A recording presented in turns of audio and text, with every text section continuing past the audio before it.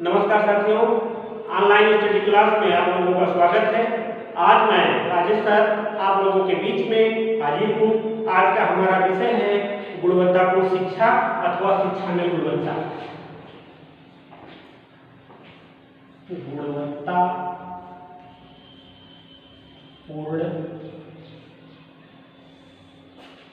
शिक्षा अथवा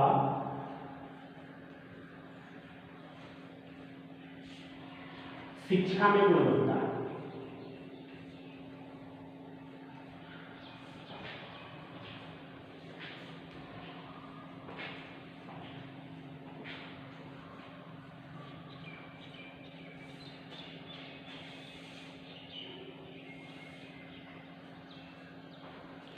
साथियों, गुणवत्तापूर्ण शिक्षा क्या होती है या शिक्षा में गुणवत्ता क्या होता है, इसको परिभाषित करना आसान काम नहीं है। फिर भी परिभाषित करने की हम पूरी कोशिश करेंगे और गुणवत्तापूर्ण शिक्षा का क्या अर्थ होता है, उसका क्या सामर्थ्य है, इसका कॉन्सेप्ट क्या होता है, इसको हम जानेंगे। तो साथियों, गुणवत्तापूर्ण शिक्षा से तात्पर्य होता है कि गुणवत्तापूर्ण शिक्षा हेतु मूलभूत आवश्यकताएं क्या है। माने गुणवत्तापूर्ण शिक्षा हेतु मूलभूत आवश्यकताएं क्या है, इसका क्या तात्पर्य है। इसका तात्पर्य व्यक्ति व समाज की आवश्यकताओं के प्रति उत्तरदायी होना है अथवा बच्चे को शिक्षा का अधिकार दिलाना चाहिए। फिर भी विश्व ग्लोबल मॉनिटरिंग रिपोर्ट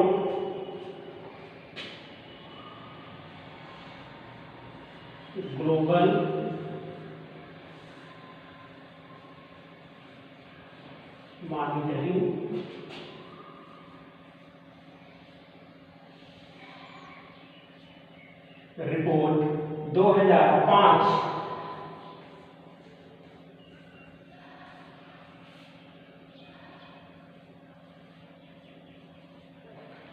विश्व ग्लोबल मॉनिटरिंग रिपोर्ट 2005 में गुणवत्तापूर्ण शिक्षा के दो सिद्धांत बताए। प्रथम सिद्धांत उसने बताया कि गुणवत्तापूर्ण शिक्षा का मुख्य उद्देश्य है छात्रों में संज्ञानात्मक भावना का विकास करना, बच्चों में संज्ञानात्मक भावना का विकास करना। दूसरा उन्होंने बताया कि बच्चों ने क्या सीखा है, कितना सीखा है और सीखने के बाद उसका अपने समाज में कितना उपयोग करते हैं, अपने ज्ञान कौशल प्रतिभा का कितना सदुपयोग समाज के लिए हो पाता है। और दूसरी बात आती है शिक्षा सम्मेलन 2000 के अनुसार शिक्षा सम्मेलन 2000 ये बताता है कि गुणवत्तापूर्ण शिक्षा वही होती है जो शिक्षण सिद्धांतों को मानता है, अर्थात शिक्षण अधिगम प्रक्रिया के द्वारा हम पाठ्यक्रम को जीवंत बनाए सकते हैं। तो ये तो रहा गुणवत्तापूर्ण शिक्षा अथवा शिक्षा में गुणवत्ता। इसको हम अपने सरल शब्दों में बता देना चाहते हैं कि जैसे गुणवत्ता का अर्थ होता है कोई एक निश्चित मानक।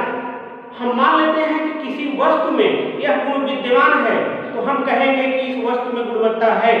जैसे इसको अगर शिक्षा के क्षेत्र में हम लेते हैं और कक्षा 2 का विद्यार्थी है तो कक्षा 2 के विद्यार्थी की गुणवत्ता, शिक्षा की गुणवत्ता तभी मानी जाएगी कि उसकी शिक्षा गुणवत्तापूर्ण है जब उसको अपने पर्यावरण, सामान्य गणित और मातृभाषा का उसको ज्ञान होगा। तो हम मान लेंगे कि यह कक्षा 2 के बच्चे की जो शिक्षा है वह गुणवत्तापूर्ण है। इसी तरह अगर हम खाद्य पदार्थों में चलते हैं तो मान लेते हैं अगर दो वस्तु लेते हैं, एक तेल और घी, तो जैसा कि साथियों विज्ञान कहता है 22 डिग्री टेम्परेचर के नीचे घी जम जाता है और 22 डिग्री टेम्परेचर के ऊपर घी पिघल जाता है और तेल हमारा सदैव एक समान बना रहता है। इस तरह से अगर घी में गुणवत्ता है तो वह 22 डिग्री के नीचे टेम्परेचर पर जम जाएगा, सॉलिड हो जाएगा और 22 डिग्री से अधिक टेम्परेचर होने पर वह लिक्विड हो जाएगा, पिघल जाएगा। तो हम मान लेंगे कि यह घी गुणवत्तापूर्ण है, यह घी शुद्ध है। और अगर इसको हम अन्य चीज क्षेत्रों में लेते हैं, मान लीजिए हम विद्यार्थी हैं, घर से कॉलेज जाने के लिए मोटरसाइकिल चलाते हैं, तो हम मोटरसाइकिल को तभी चला पाएंगे जब उसमें पेट्रोल लगेगा, पेट्रोल चलेगा, मिलेगा उसको। जब हम मोटरसाइकिल में पेट्रोल डालेंगे तभी हम स्कूल तक, कॉलेज तक पहुंच पाएंगे। ऐसी स्थिति में हम पेट्रोल की गुणवत्ता को मापने की कोशिश करते हैं।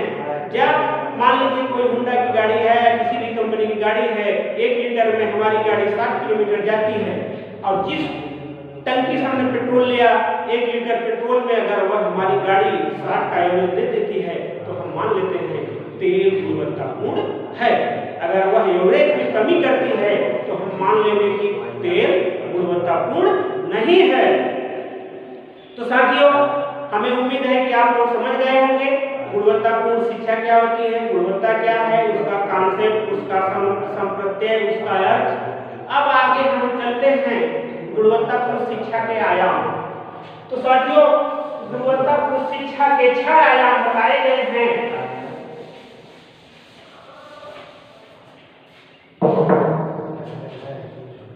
गुणवत्तापूर्ण शिक्षा के आयाम,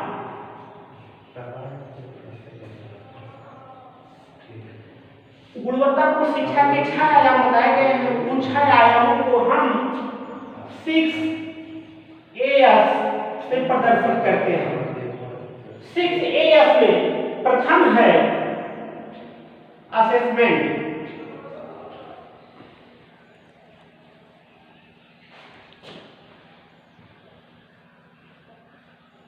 असेसमेंट मीन्स आकलन।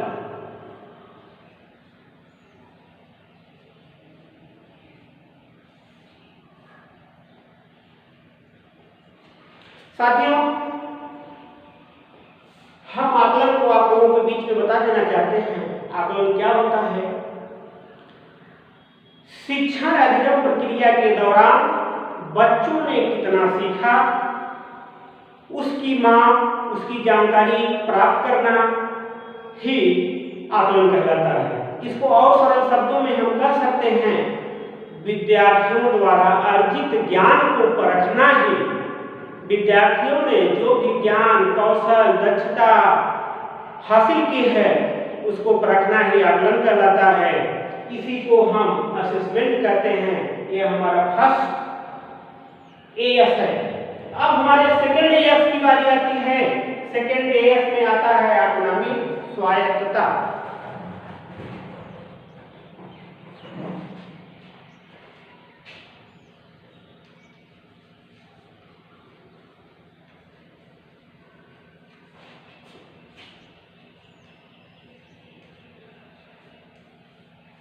स्वायत्तता,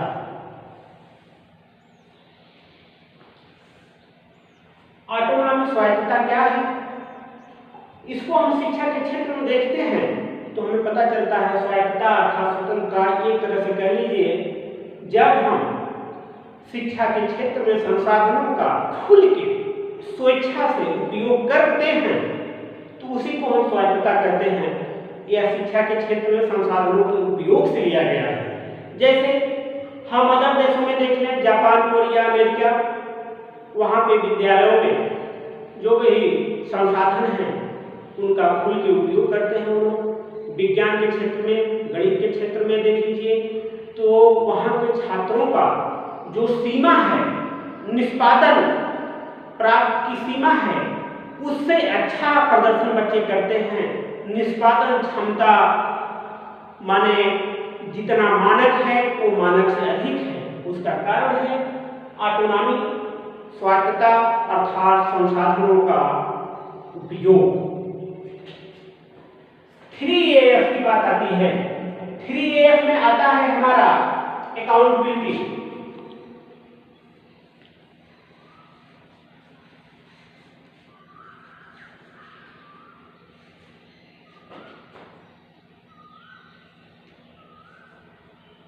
अकाउंटेबिलिटी, जवाबदेही।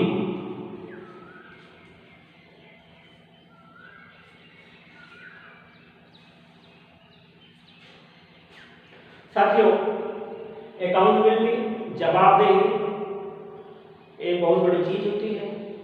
जब हम संसाधनों का अधिकतम उपयोग करेंगे, स्वायत्ततापूर्ण ढंग से उपयोग करेंगे, तो वहां पे शिक्षक की, छात्र की, प्रधानाध्यापक की, सबकी एक जिम्मेदारी बन जाती है, सबका एक उत्तरदायित्व बन जाता है कि अच्छी से अच्छे परफॉर्मेंस हो और हमको क्या करना चाहिए, क्या नहीं करना चाहिए। इस आधार पे संसाधनों का उपयोग किया जाता है, सबकी अपनी अपनी जिम्मेदारी होती है। अब 4As की बात आती है। फर्स्ट हो गया assessment, second autonomy, third accountability, fourth हो गया हमारा अटेंशन टू टीचर।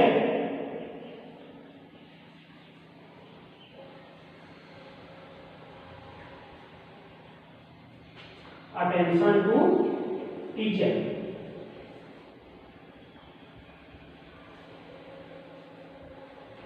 अर्थात शिक्षक पर ध्यान।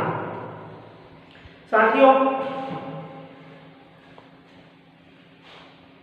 शिक्षक पर ध्यान, अटेंशन टू टीचर, एक विश्व स्तरीय अध्ययन यह बताते हैं कि एक अच्छा शिक्षक अधिगम शिक्षण प्रक्रिया को सुचारू रूप से चला सकता है और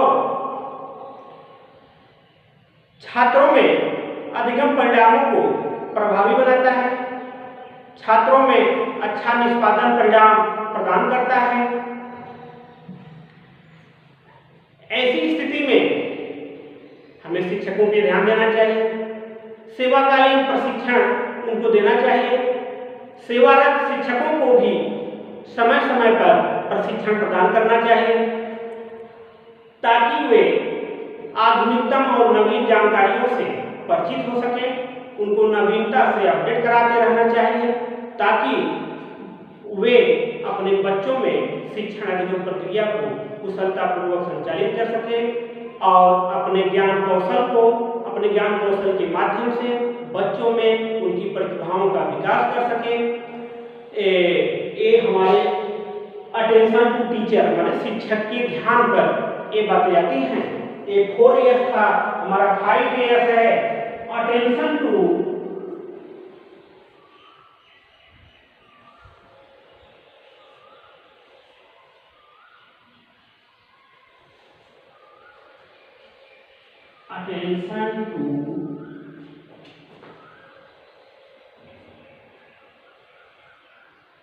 easy develop,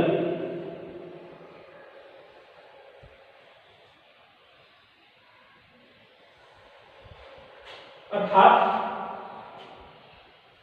बाल्यकाल पर ध्यान। पूर्व बाल्यकाल पर अटेंशन टू इसी माने अर्ली चाइल्डहुड डेवलपमेंट, पूर्व बाल्यावस्था पर ध्यान। पूर्व बाल्यकाल विकास संभवतः सबसे प्रभावी शैक्षिक निवेश होता है। अनुभवी आंकड़े बताते हैं कि गुणवत्तापूर्ण बाल्यकाल कार्यक्रम शैक्षिक सफलता को बढ़ाते हैं, अर्थात पूर्व बाल्यकाल से ही बच्चों पर शैक्षिक निवेश करना चाहिए जिससे कि शैक्षिक कार्यक्रम हमारा सफल हो सके। अगला है 5As, 6As हमारा आता है attention to culture,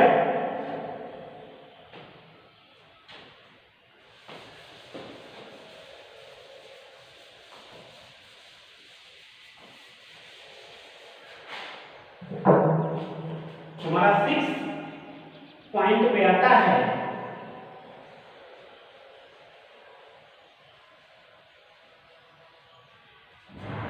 attention to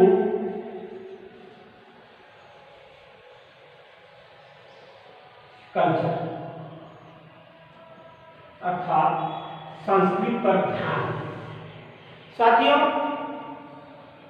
हमारे जो भी शिक्षा शास्त्री रहे हैं, मनोवैज्ञानिक हुए हैं, सबने यही माना है शिक्षण पद्धतियों में यही बताया है कि बच्चों को शिक्षण अधिगम प्रक्रिया, शिक्षा का संचालन मातृभाषा में किया जाना चाहिए। लेकिन हमारे देश में कुछ लोग संस्कृत को, कल्चर को राजनीतिक मुद्दा बना लेते हैं। कुछ का कहना है कि हमें शिक्षा मातृभाषा में नहीं राष्ट्रीय भाषा में देनी चाहिए, जबकि कुछ लोग कहते हैं नहीं, शिक्षा राष्ट्रीय भाषा में नहीं मातृभाषा में देनी चाहिए। ऐसी स्थिति में बहुत तनाव की स्थिति बन जाती है और बच्चों का शैक्षिक विकास बाधित होता है। तो हमको यही चाहिए कि बच्चों को प्राथमिक स्तर पर छात्रों को मातृभाषा में शिक्षा दी जाए। मातृभाषा में शिक्षा देने से शिक्षण अधिगम प्रक्रिया उनके लिए सरल हो जाती है और वो आसानी से अपने ज्ञान और कौशलों में वृद्धि करते हैं। जबकि राष्ट्रीय भाषा में शिक्षा देने पर विद्यालयों में छात्रों का उपस्थिति, प्रदर्शन और ज्ञान कौशल, ज्ञानार्जन में कमी होती है। यही हमारे 6As थे। कृपया छात्रों ध्यान दीजिए। हमें पूरी उम्मीद है कि आप लोग समझ गए होंगे।